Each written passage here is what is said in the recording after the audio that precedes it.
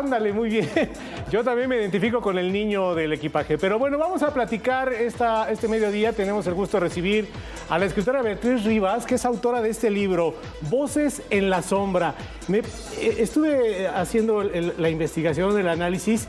Me gusta mucho esta historia, estas historias donde se mezclan personajes de la vida real con personajes que no sabemos realmente si tienen esa vida en la vida existencial o simplemente surgieron de tu imaginación o qué pasó con eso. Pero esas historias que mezclan estos personajes en diferentes tiempos también me parece genial. ¿Cómo se te ocurre esta historia? ¿Cómo se te ocurrió, por favor? Mira, se me ocurrió, todos son reales menos uno, pero no les voy a decir cuál para que lean y adivinen. Pero sí son personajes reales. Se me ocurrió en un viaje.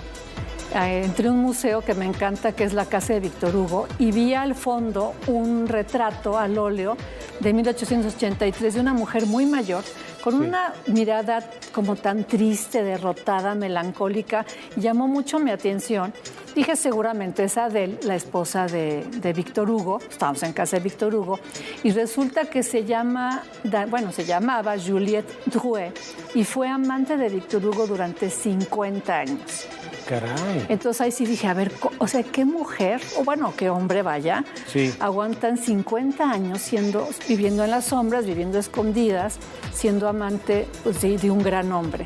Y 2 días después voy a una librería y me encuentro un libro sin buscarlo, porque un libro sobre las amantes de François Mitterrand, el que fue presidente francés durante 14 años. Entonces dije, a ver, en el mismo viaje, con 2 días de diferencia, 2 mujeres, porque olvidé decírtelo, François Mitterrand tuvo una amante también toda su vida, además de muchas otras, con la que duró desde que ella tenía 19 hasta que él se murió. Se llamaba Anne Panjot, que por cierto de todos mis personajes es la única que sigue viva, tiene como 80 años.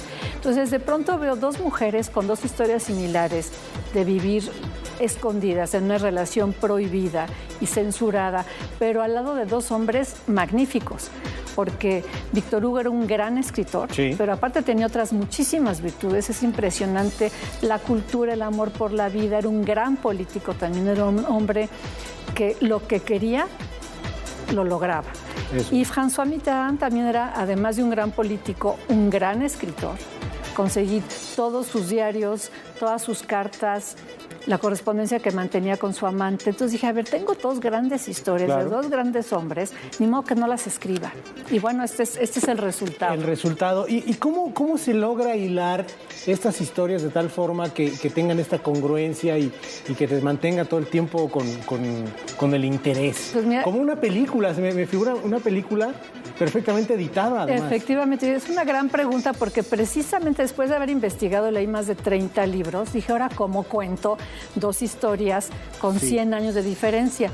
Y decidí, esto sí es ficción, decidí que Anne Panjot, la amante de François Mitterrand, viva lo que yo viví. O sea, la pongo a entrar al Museo de Víctor Hugo, ve el cuadro y se obsesiona con esta historia, con la historia de Juliette. ¿Por qué? Porque ella está viviendo lo mismo. Ella es una jovencita, estamos en 1960 y tantos. Ya está enamorada de Mitterrand, que todavía no es presidente, pero ya es diputado y ya fue ministro, y se refleja en este personaje. Entonces dice, yo quiero saber un poco qué me va a pasar o cómo evitar durar 50 años siendo la segunda. Entonces, a través de la mirada de Anne Panjot, conocemos la historia de Juliette y de Víctor Hugo. Qué interesante historia.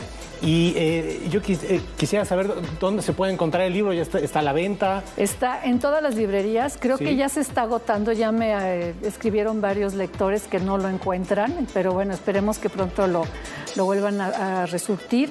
Está en ebook, está para Kindle, en Amazon, pues en la plataforma de mi editorial, que es Penguin Random House. Es Alfaguara, es lo mismo. Entonces está en todos lados. Y si no lo encuentran, avísenme y yo me quejo.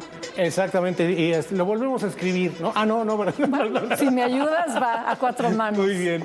Muchísimas gracias, Beatriz Rivas. Qué gusto saludarte, conocerte y desde luego tener la oportunidad de conocer esta obra tuya, Voces en la Sombra. Muchísimas gracias. Gracias.